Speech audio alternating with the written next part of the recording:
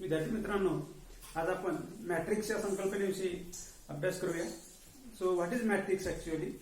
What is the concept of matrix? So let us see. Matrix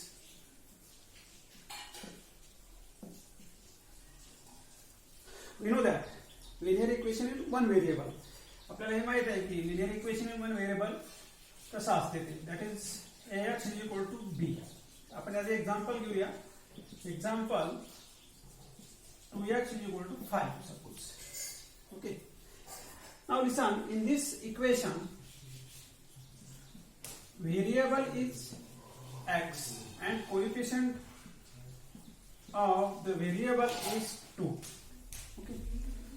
We arrange this coefficient in a rectangular form. So then it can be like this. आपण त्याला rectangular form मध्ये जर arrange केलं तर ते असं arrange होईल. आता या रेक्टँग्युलर फॉर्म मध्ये एक रो आणि एकच कॉलम आहे. एक रो आणि एकच कॉलम आहे. ओके, हा रेक्टँग्युलर फॉर्म. दुसरं उदाहरण पाहूया. 3x plus y is equal to 4, 2x plus 3y is equal to 5.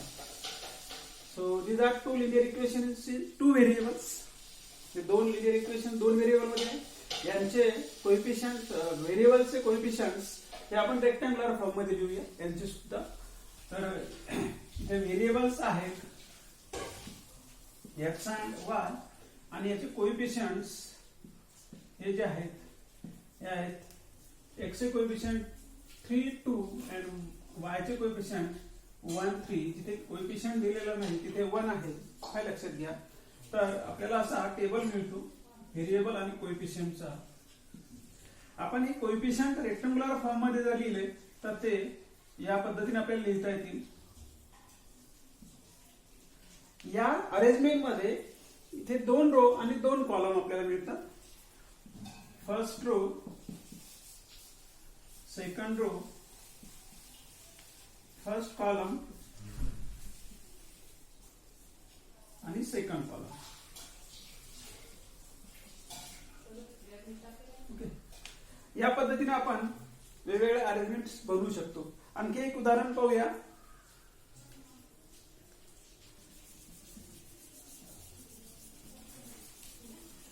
Example 2x minus y is equal to 1, 2x plus 3y is equal to 5, 5x minus 2y is equal to 3. So these are three linear equations in two variables. हे तीन linear equation दोन variable मध्ये आहेत. याचे coefficient आणि variables जर आपण पाहिले, व्हेरिएबल्स आहेत x आणि y, कोएफिशियंट्स आहेत 2 2 5 आणि -1 3 -2.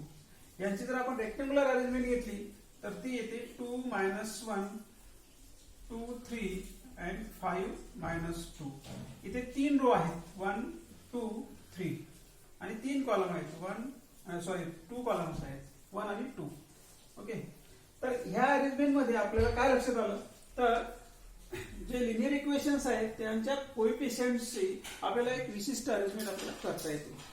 ओके, या अरेंजमेंटला म्हणतात मॅट्रिक्स. तर मॅट्रिक्सची डेफिनेशन आपल्याला कशी लिहिता येईल? मग मॅट्रिक्सची डेफिनेशन आपल्याला लिहायची असेल तर कशी लिहिता येईल? It is an arrangement of numbers और we say an array of numbers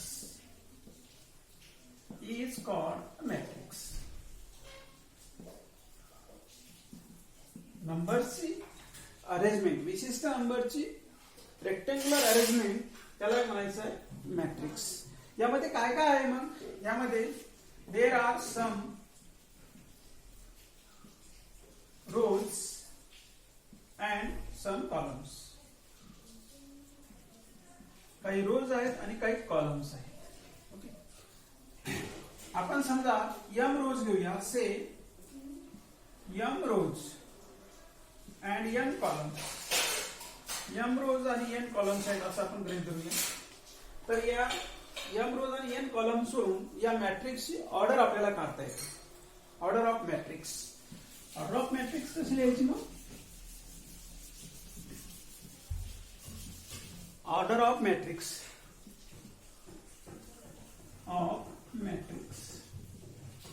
जर m रोज आणि n कॉलम्स असतील तर त्या मॅट्रिक्सची ऑर्डर ही m बाय n अशी लिहिता येते. m बाय n त्याला वाचन असं करतात m बाय n. तर m हे नंबर ऑफ रोज आहे आणि n हे नंबर ऑफ कॉलम्स आहेत.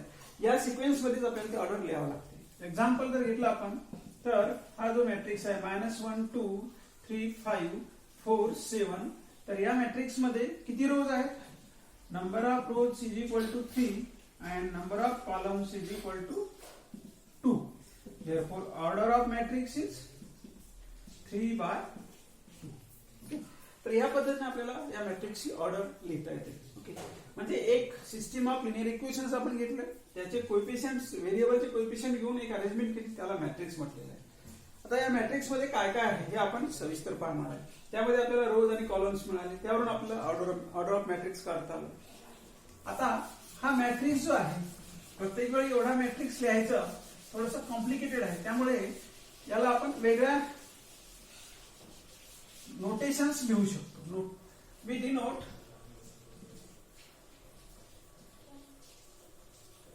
द मॅट्रिक्स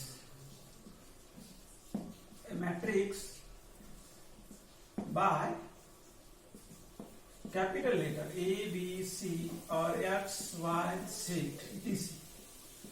A पासून Z पर्यंत कोणते कॅपिटल लेटर आपण वापरू शकतो. ओके, मॅट्रिक्सचा नोटेशन हे असणार आहे. So let A is equal to this matrix 2 1 3 5. तर आपल्याला असा मॅट्रिक्स डिनोट करता येईल, असं लिहिता येईल. तर ऑर्डर ऑफ ए काय लिहिते मग? Order of A is equal to there are 2 rows and 2 columns, so 2 by 2. B matrix जर घेतला आपण 3 1 तर याची ऑर्डर काय येईल? Order of B is equal to 2 by 1. तर या पद्धतीने आपल्याला ऑर्डर लिहिता येतात. आता यामध्ये आणखी एक घटक आहे, तो कोणता? तर हे नंबर्स. हे जे नंबर्स आहेत, हे जे एंट्रीज आहेत या मॅट्रिक्स मधल्या, यांना म्हणतात elements of matrix. Elements of matrix. Element of matrix कोणते असतात? तर entries in the rectangular arrangement और entries in the matrix are called elements of matrix. Entries in the matrix are called elements of matrix. तर हे झाले elements of matrix. हे elements सुद्धा विशिष्ट लेटरने आपल्याला दर्शवता येतात. तर elements R denoted by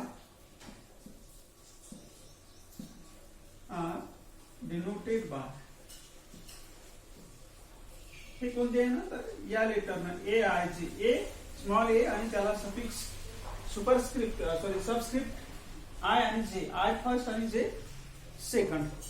okay, where i is row number and j is column number. Example आपण A13 जर म्हटलं तर हा एलिमेंट कोणता, याची पोझिशन काय असणार आहे? हा एलिमेंट फर्स्ट रो आणि थर्ड कॉलमचा एलिमेंट आहे. Okay, element of first row and third column. या पद्धतीने आपल्याला त्या एलिमेंटची पोझिशन काढता येते. ओके, एक्झाम्पल घेऊया आपण. Example, let A is a matrix 3 1 2 4 -1 5 6 7 2 -1. तर इथे काही एक्झाम्पल्स, याचे काही क्वेश्चन्स घेऊया, त्याचे answers. What is order of A. Order of A. त्याचा आन्सर काय असणार आहे? There are 3 rows and 3 columns. तर order of A is equal to 3/3. दूसरा question, what is position of -2 in the matrix? Where is -2? Here is the -2. कोणता row आहे? Third row आणि third column. Okay, therefore position of -2 is a 3, 3. I is equal to 3 and j is equal to 3. Third example,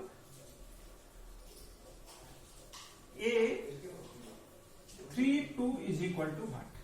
बघा, 3 म्हणजे row number, दिस one, आणि 2 म्हणजे column number, म्हणजे third row आणि second column म्हणजे हा element. So A3 2 is equal to 7. या पद्धतीने आपल्याला एलिमेंट ओळखता येतील, ऑर्डर लिहिता येईल. मॅट्रिक्स म्हणजे काय हे आपल्या लक्षात आलेलं आहे की it is an arrangement of numbers in some rows and some columns. Order of matrix and elements of matrix. Okay, so these are some basic concept of a matrix. समझ लेना? ठीक है.